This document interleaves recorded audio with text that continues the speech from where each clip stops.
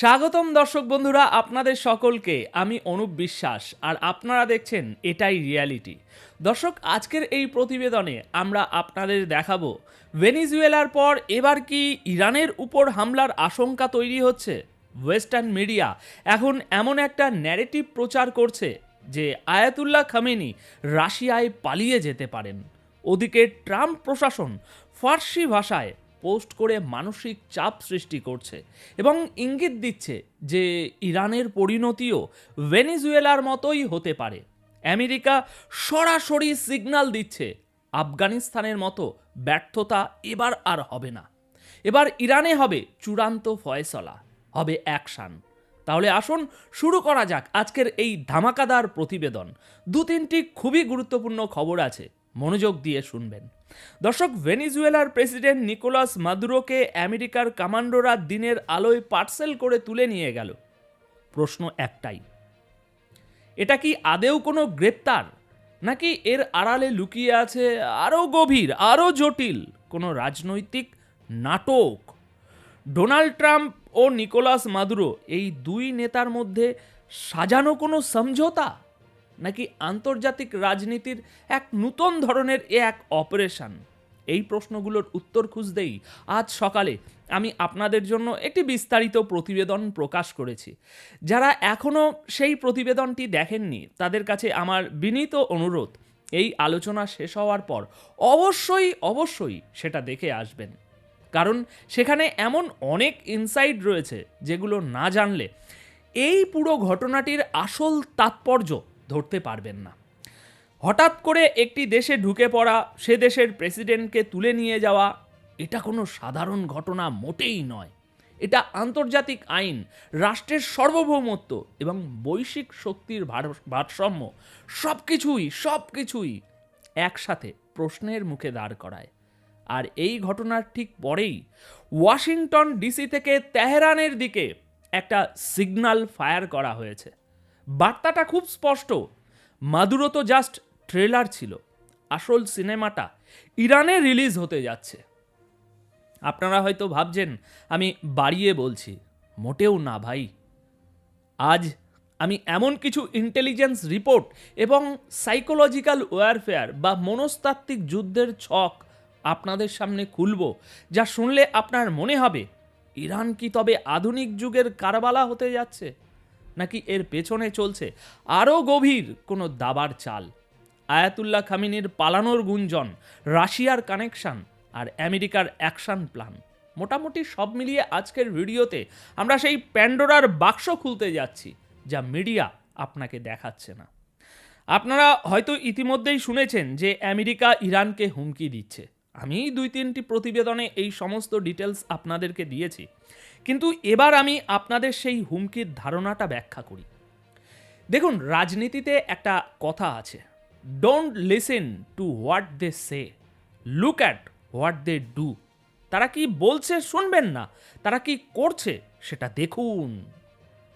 Donald ট্রাম্পের প্রশাসন এবার যে খেলাটা খেলছে তাকে পলিটিক্যাল সায়েন্সের ভাষায় বলা হয় শক অ্যান্ড ওয়ে। ভেনিজুয়েলায় তারা যা করেছে সেটা ছিল বিশ্বকে দেখানোর জন্য একটা ডেমো, কিন্তু আসল টার্গেটে কে? ইরান। কেন বলছি এই কথা? কারণ আমেরিকার স্টেট ডিপার্টমেন্ট বা পররাষ্ট্র মন্ত্রণালয় হঠাৎ করেই ফার্সি ভাষায়, যা ইরানের স্থানীয় ভাষা, সোশ্যাল মিডিয়ায় এই ফার্সি ভাষায় তারা অ্যাক্টিভ হয়ে গেছে। সেখানে ট্রাম্পের একটা ছবি পোস্ট করে নিচে যা লেখা হয়েছে তা কোনো সাধারণ রাজনৈতিক বিবৃতি নয়, এটা ছিল সোজাসাপটা হুমকি। সেখানে ফার্সি ভাষায় বলা হচ্ছে, আফগানিস্তানে জো বাইডেন যেটা করেছিলেন আমরা সেটা করব না। আমরা মাঝপথ থেকে সেনা ফিরিয়ে নেওয়ার দল নই। আমরা যদি আসি তবে গেম ওভার করেই ফিরব। এখানে লজিকটা একটু বুঝুন। আমেরিকা আফগানিস্তানে ব্যর্থ হয়েছিল, তালিবান আবার ক্ষমতায় এসেছে, এই নিয়ে পুরো বিশ্বে আমেরিকার মুণ্ডপাত হয়েছে। ট্রাম্প এখন ইরানি জনগণকে বলছেন, ভয় পেও না, আমরা যদি ইরানে ঢুকি তাহলে ওই বাইডেনের আমলে আফগানিস্তানের মতো তোমাদের মাঝপথে ফেলে পালাবো না। আমরা আয়াতুল্লাহর শাসন বা তার নিজাম উপড়ে ফেলেই থামবো, ফিরে আসব। দর্শক, এটাকে বলে ওই মরিচ দিয়ে মিষ্টি খাওয়ানো। একদিকে ইরানি পাবলিককে বলা হচ্ছে আমরা তোমাদের বন্ধু, অন্যদিকে প্রচ্ছন্ন হুমকি দেওয়া হচ্ছে যে প্রয়োজন হলে ইরানের মাটির উপর দিয়ে এমন ঝড় বয়ে যাবে যা আফগানিস্তানের ইতিহাসকেও স্নান করে দেবে। মাদুরোর পরিণতি দেখিয়ে আমেরিকা ইরানকে বলছে তোমরা কি নেক্সট। ইসরায়েলি মিডিয়া বিশেষ করে দ্য জেরুজালাম পোস্ট দাবি করছে বেঞ্জামিন নেতানিয়াহু আমেরিকা থেকে ফিরে নিজের সিকিউরিটি ক্যাবিনেটকে বলেছেন সময় এসে গেছে, ইরানের ভাগ্য এখন ইরানি জনগণের হাতে। তাহলে এর মানে কি? এর মানে হলো ভেতর থেকে আগুন জ্বলে ওঠার অপেক্ষা করছে পশ্চিমীরা, আর বাইরে থেকে পেট্রোল ঢালার জন্য ট্রাম্প প্রশাসন প্রস্তুত। আচ্ছা, এবার আসি সেই বিস্ফোরক তথ্যে যা এই মুহূর্তে আন্তর্জাতিক গোয়েন্দা মহলে তোলপাড় ফেলে দিয়েছে। ব্রিটিশ মিডিয়া দ্য টাইমস এবং বেশ কিছু ইসরায়েলি সোর্সের দাবি তেহরানের মসনদ যদি টলে যায় তবে সুপ্রিম লিডার আয়াতুল্লাহ খামেনি কোথায় যাবেন। এখানেই সামনে আসছে ওই মস্কো কানেকশন। রিপোর্টে দাবি করা হচ্ছে খামেনির জন্য নাকি একটা প্ল্যান বি রেডি করা আছে। দাবি করা হচ্ছে খামেনি, তার ছেলে মুজতাবা এবং অত্যন্ত ঘনিষ্ঠ 20 জন হাই প্রোফাইল মানুষের একটি তালিকা তৈরি হয়েছে যারা এমার্জেন্সি পরিস্থিতিতে রাশিয়ায় আশ্রয় নেবেন। কেন রাশিয়া? কারণ পুতিনের সঙ্গে খামেনির সম্পর্ক এবং ইরানি কালচারের সাথে রাশিয়ার তথাকথিত মিল। যদিও কালচারের মিলের যুক্তিটা আমার কাছে একটু হাস্যকর মনে হয়েছে, কিন্তু রাজনীতির মাঠে ভাই সবই সম্ভব। এখানেই শেষ নয়, গল্পের মশলা আরও গাঢ় হচ্ছে যখন বলা হচ্ছে শুধু মানুষ নয়, সাথে যাবে বিপুল অর্থভাণ্ডার। রয়টার্সের এক পুরনো তদন্ত অনুযায়ী খামেনির নিয়ন্ত্রণে থাকা সেতাত অর্গানাইজেশনের সম্পদের পরিমাণ প্রায় $95 বিলিয়ন। ভাবা যায়, একজন মানুষ যিনি জনসমক্ষে অত্যন্ত সাধারণ জীবনযাপন করেন, তার নামের সাথে $95 বিলিয়ন অঙ্ক। এখন প্রশ্ন হলো, খামেনি কি আসলেই পালাবেন, নাকি এটা পশ্চিমা মিডিয়ার তৈরি করা একটা ন্যারেটিভ? দর্শক, ইতিহাস কি বলে দেখুন, আমাদের পাশের দেশ শ্রীলঙ্কার কথা মনে আছে, কিংবা অতি সম্প্রতি বাংলাদেশের শেখ হাসিনা বা আফগানিস্তানের আশরাফ গনি। যখন জনরোষের আগুন প্রাসাদের গেট পর্যন্ত পৌঁছে যায়, তখন অনেক বাঘা বাঘা নেতাকেও পেছনের দরজা দিয়ে হেলিকপ্টারে উঠতে দেখা গেছে। পশ্চিমীরা এই উদাহরণগুলোকেই ইরানি জনগণের সামনে ঝুলিয়ে দিচ্ছে। তারা বোঝাতে চাইছে তোমাদের নেতাও একই পথের প্রতীক। তিনি লড়াই করবেন না, তিনি পালাবেন। তবে এখানে আমার ব্যক্তিগত বিশ্লেষণ হলো, এটা একটা সাইকোলজিক্যাল মাস্টার স্ট্রোক। আপনি যখন কোনো সেনাবাহিনীর সেনাপতি সম্পর্কে রটিয়ে দেবেন যে তিনি পালানোর প্রস্তুতি নিচ্ছেন, তখন সাধারণ সৈনিকের মনোবল ভাই এমনিতেই ভেঙে যায়। আমেরিকা এবং ইসরায়েল এখন ঠিক এই কাজটাই করছে।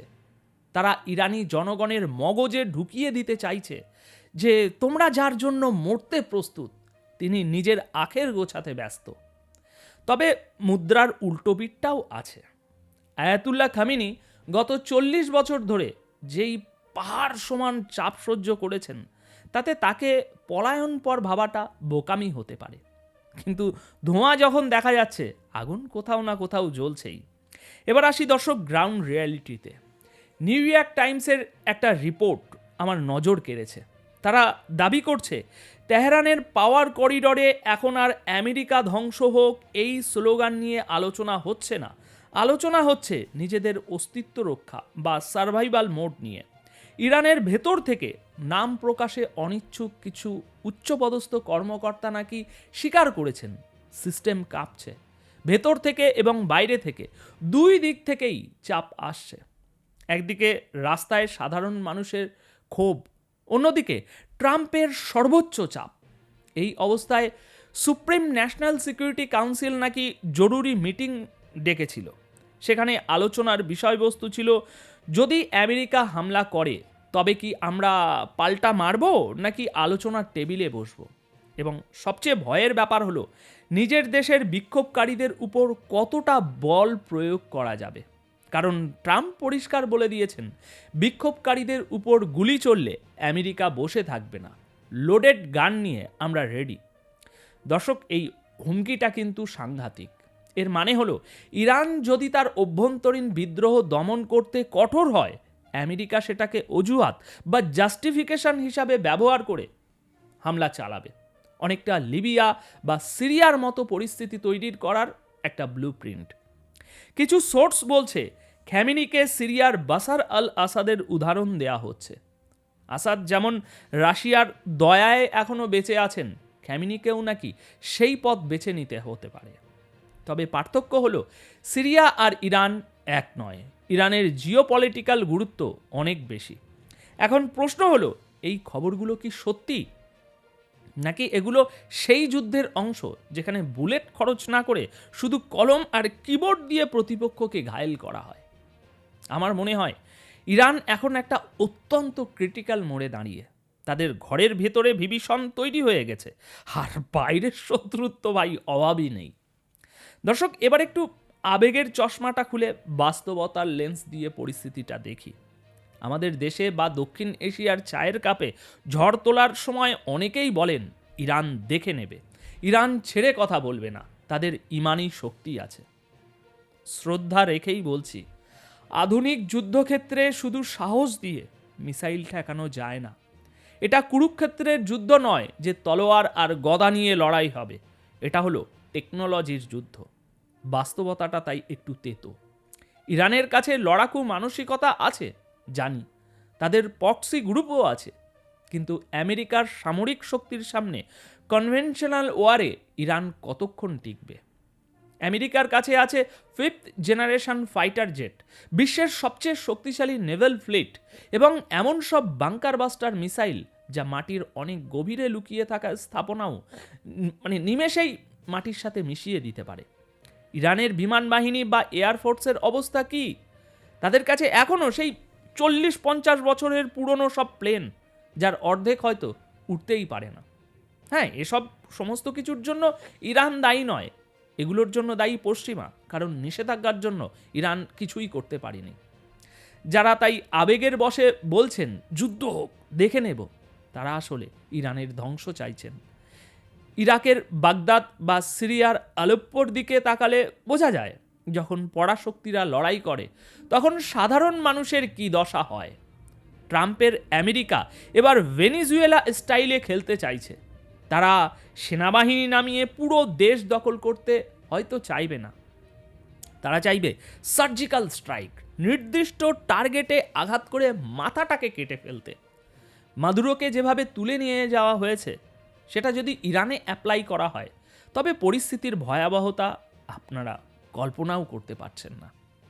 ইরান যদি পারমাণবিক অস্ত্র তৈরি করেও থাকে, সেটা ব্যবহার করার সুযোগ তারা পাবে কিনা সেটা নিয়ে যথেষ্ট সন্দেহ আছে, কারণ ইসরায়েল এবং আমেরিকা উভয়েই ফার্স্ট স্ট্রাইক করার নীতিতে বিশ্বাসী।